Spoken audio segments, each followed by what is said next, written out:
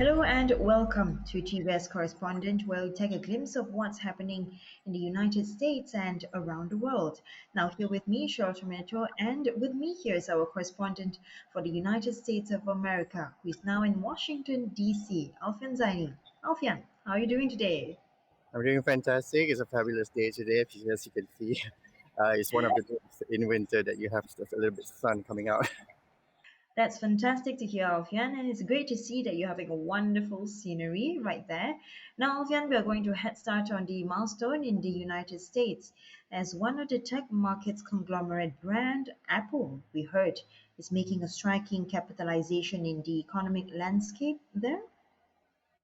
Oh, yes, Cheryl. And I'm pretty sure you are talking about Apple Incorporated after a decades long run as one of the world's best performing stocks.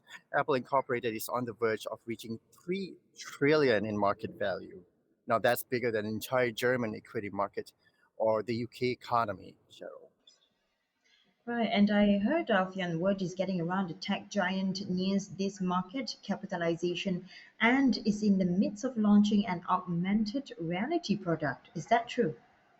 Well, this I would quote from analyst Katie Huberty that Apple has the combination of a strong, loyal customer base and the upcoming launch of AR or VR products, positions AAPL or Apple stock name for a re-rating in 2022.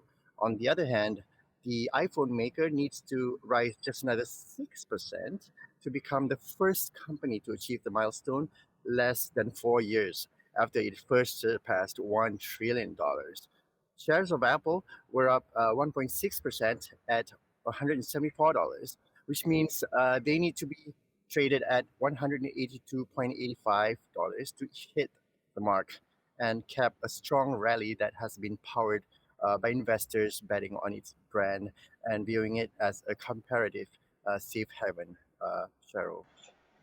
Right, so from what we know, specifically globally for Apple Inc., the stock has jumped about 30% this year on top of an 80% surge in 2020.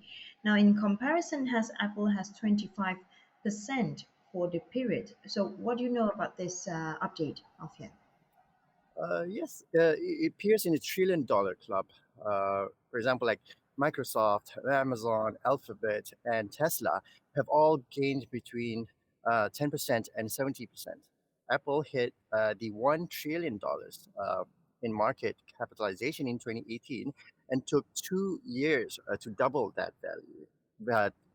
valuation. So the stock has already breached Wall Street's median price target by $4, with a majority of analysts covering the stock rating it buy or higher, Cheryl. So, like, other than that, Alfian, did Apple went through with some hiccups, as what we've heard early this year, probably due to the pandemic? Surely, Apple briefly lost its title as the most valuable company to Microsoft Corporation earlier this year after CEO Tim Cook's comments on supply chain woes and the struggle to procure semiconductors and components to make smartphones and laptops. But Microsoft is about $500 billion short of reaching $3 trillion in market capitalization. Now, that's a lot of like tongue twisters over there with the trillions and billions there, right, Cheryl? Okay. Yes, indeed. And this is a very tight gap between Microsoft versus Apple, I think, from what we can take from here.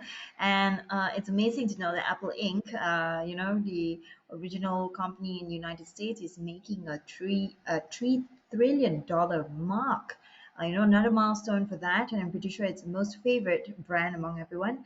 So, okay, so for the viewers there, don't go anywhere. We'll be back after this commercial break. On to the next segment.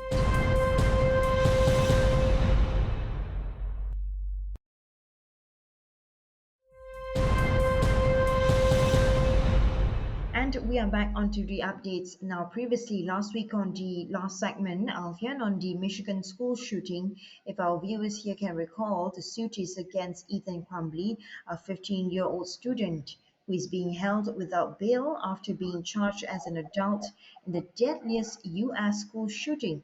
of 2021. So, Alfian, any updates from the story? I mean, what's the developing scene that we have there?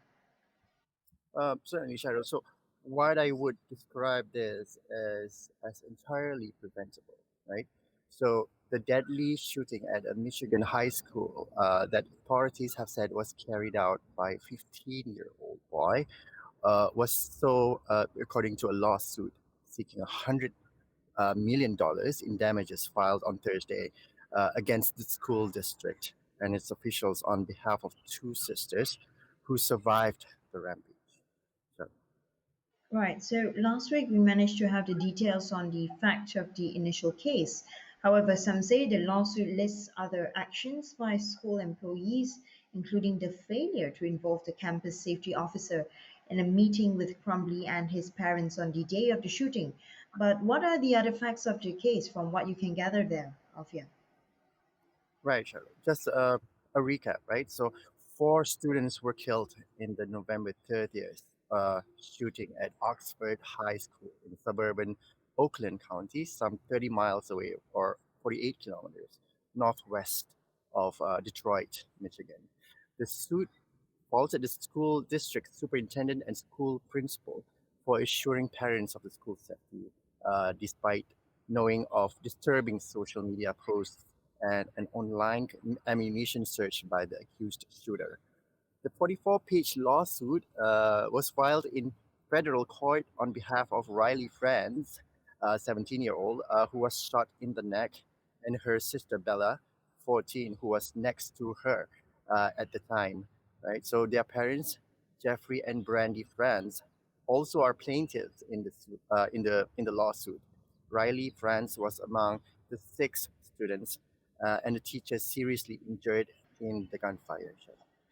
Well, that's shocking and very in deep detail from the incident. Now, what about the follow up from Crumbly's parents instead? Any comments? Yeah, Crumbly's parents, James and Jennifer Crumbly, were charged with involuntary manslaughter and are being held in lieu of $500,000 bail. So remember, they gave him the gun as an early Christmas present, yeah, nonetheless, and are accused of then ignoring warning signs that he was planning a shooting at the school. A lawsuit was filed against Oxford Community School District Superintendent Timothy Throne, Principal Stephen Wolf, Dean of Students Ryan Moore, two unnamed teachers, and two unnamed school counselors. Cheryl. Right now, earlier you mentioned the lawsuit or the case was entirely preventable. So, what is your view or the take on the case being so? What brings it? Right. The lawsuit describes Riley as a 12th grade honor roll student preparing to enter college, and Bella as a ninth grade athlete. The horror of November 30th, 2021 was entirely preventable, said the lawsuit filed by Michigan personal injury attorney Jeffrey Fieger. Individually named defendants were each responsible through their actions for making the student victims less safe. Cheryl. Right, that's understandable. So, what about based on the lawsuit? What were among the listed accusation details or any follow up from what you mentioned earlier? Yeah, sure, Cheryl. So among the accusations in the lawsuit were several detailing um, that Ethan Crumbly's threats of violence on social media, as well as his using his cell phone to search for ammunition. The lawsuit said that even though Throne and Wolf reviewed social media posts and were aware of the ammunition search, right, by reported by a teacher, right, prior to the shooting. They improperly reassured all parents by email and other correspondents that their children were safe at Oxford. Similarly, students were assured that there was no threat. It is said that plaintiff minors were safer before defendant Throne took action and advised each and every student, including plaintiff minors, that there was no credible threat. I see. Now, thank you, Alfia. Now we have truly understand why it's undeniably totally preventable. So I think hopefully in the near future School shootings are actually something very common in the United States, and hopefully there will be a way after this horror of November 30 will be a lesson for all and also authorities to take action on Even the this. smallest clue, yeah, even the smallest clues, right, should be taken seriously, right? Yes, yes, indeed. I agree with you, Alfian. Now, thank you so much for the detailed incident and also for updating us on the other side and how the viewers also Mhm. take this as an important awareness around the world. Exactly. Now, I think that's all we have here, Alfian. Thank you very much for My joining us today. pleasure. My Thank pleasure you as very much. well. And for the viewers back at home, I'll be back again on TBS Correspondent on the next segment next week. See you then. Thank you, take, Alfian. take care, everyone.